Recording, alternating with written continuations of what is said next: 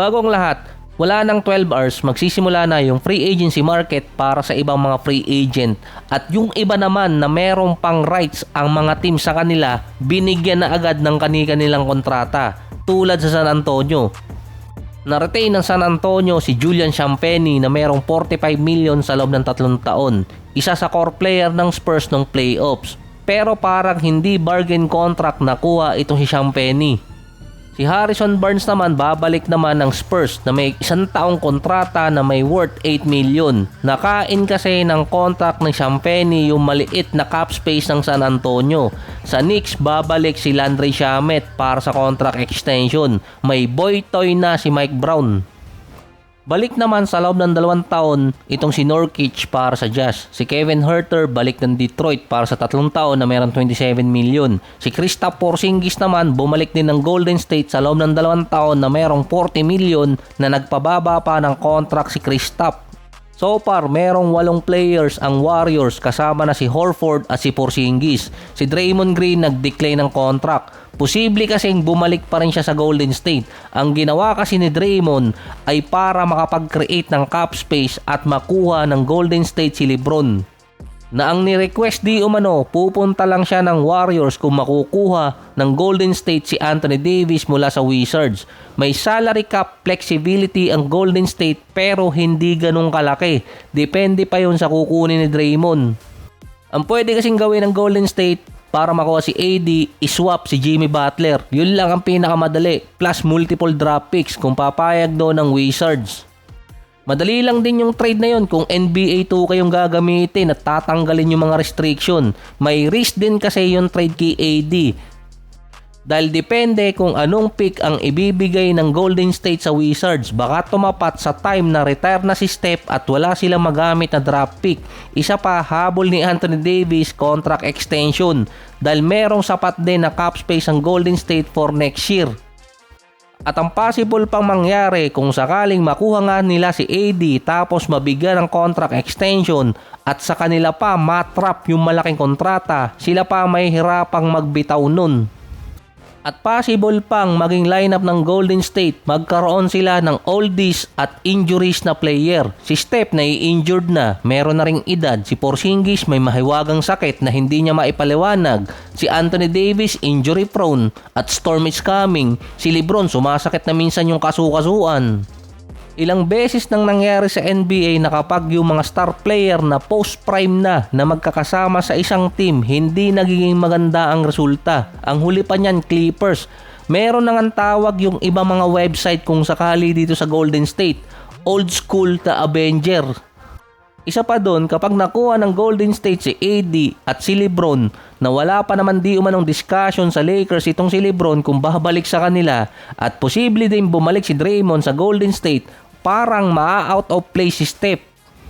At sa sarili niya pang team, magbe-best friend yung tatlo, si LeBron, AD at Draymond. Magbe-business partner pa. Kahit nag-aaway minsan sa court si LeBron at si Draymond, BFF daw ni LeBron itong si Draymond Green. Siya yung kanyang bagong beshi. Sorry, mali pala ako kanina, hindi pala 8 players yun. 10 players kasama yung 2 rookies. At dahil sa request ni LeBron na i-trade muna si Anthony Davis sa kanila bago siya mag-decide kung pipirma sa Golden State, baka yung isa sa mga draft pick nila masama pa sa trade. Si Bradley Beal naman nag-decline ng player option kaya free agent na siya. Sa huli pa rin, siya pa rin ang may control ng kapalaran niya at matatawag mong pinakaswerte at pinakamalakas na player ngayon. Kahit hindi siya makakuha ng team sa ngayon sa free agency, pwede pa siyang mag-intay at pumunta sa team na contender na sa playoffs or kaya sa NBA Championship pagdating ng mid-season. Dahil kahit wala naman siyang team na makuha sa free agency, bayad pa siya. Alam mo yung wala ka ng trabaho pero sumusweldo ko pa, ito yun si Bradley Beal. Ayon sa report, dahil sa gipit ang Miami sa salary cap at tax apron, may possibility na maging option ng Miami si Beal at pwedeng pumunta ng Miami dahil matagal na rin siyang trip ni Pat Riley. Meron na di umanong mutual agreement, in short, crush muna na pumunta ng Miami Heat itong si Beal. Depende na lang kung meron pang susulot na team sa kanya. Ang possible contract kasi niya, 5 million kada taon. Ang magiging kaagaw nga lang ng Miami kung sakali doon potentially Detroit, Knicks at Boston. Andun kasi yung best friend ni Bradley Beal at dati pang nire-recruit ni Jason Tatum.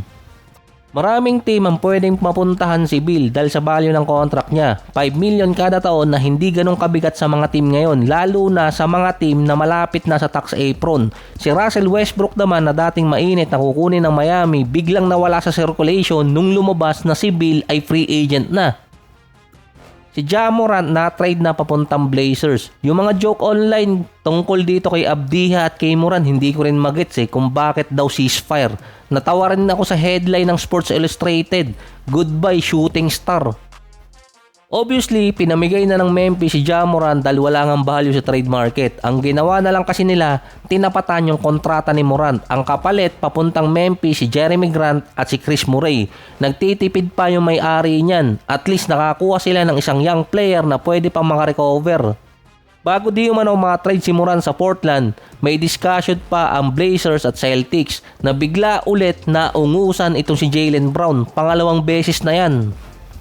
Kung sino panalo sa trade, depende na lang kung paano mo titingnan Contract-wise, panalo ang Blazers kasi nga may report na gusto na nilang i-unload ang kontrata ni Jeremy Grant. Ang Memphis naman, pwede nilang gawin, i-trade sa ibang team itong si Grant tapos makakuha ng ibang draft picks.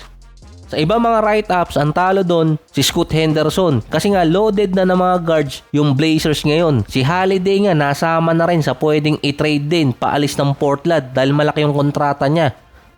Na at least may value pa itong si Holiday kapag na-trade siya papuntang ibang team dahil pwede pa makakuha ng package yung Blazers. Ang Clippers naman at Toronto pinag-aawayan na lang di umano para matuloy ang trade ay kung ilang draft picks ang ibibigay ng Raptors. Bigla pa nga sumingit yung Dallas kung pwede pang makuha si Kawhi. Pero sinabi rin na hindi na sila interesado, nagtanong lang daw kasi. Base case siyam, nalalapit na di umanong trade si Kawhi papuntang Raptors. Pero base nga dun sa report na yon, depende kung ano ang magiging kapalit na draft picks at mababawi kasi ng Clippers yung ibang mga asset nila. Dahil si Kawhi interested din mapunta ng Raptors dahil sa contract extension. Pero ang duda ko dyan dahil nga nalalapit ng ilabas din ng NBA yung kanyang verdict pagdating sa aspiration deal.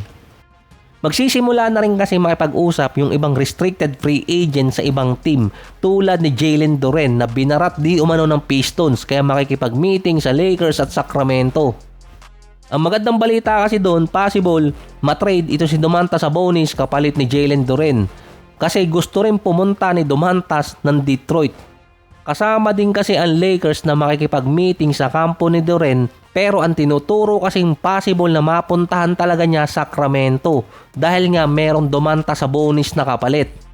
Kaso ang Pistons ayaw nilang idaan sa sign and trade at ayaw nilang mawala basta si Jalen Duren. Parang may masamang palatandaan na parang tinatrap ng Kings at Pistons yung isang team dahil sa pagitan ng Lakers, Kings at Pistons parang nagkampi pa yung dalawa. Kayang makuha ng Lakers si Jalen Duren kung gagamitin nila yung full force ng kanilang cap space. At mabigyan ng max contract itong si Jalen Duren na at least 228 sa loob ng 4 na taon. Yun nga lang mahihirapan ng Lakers na ma-retain yung ibang player nila. Katulad ni Marcus Smart na mukhang lilipat ng Rockets ayon sa report. Si Rui Hachimura naman maingay sa Spurs. Ito yan, kaya sinabi kong matatrap ang Lakers kapag kinuha ni Jalen Duren yung max contract or ibinigay ng Lakers yung max contract, tatama yon sa kontrata ni Luka at ni Austin Reeves.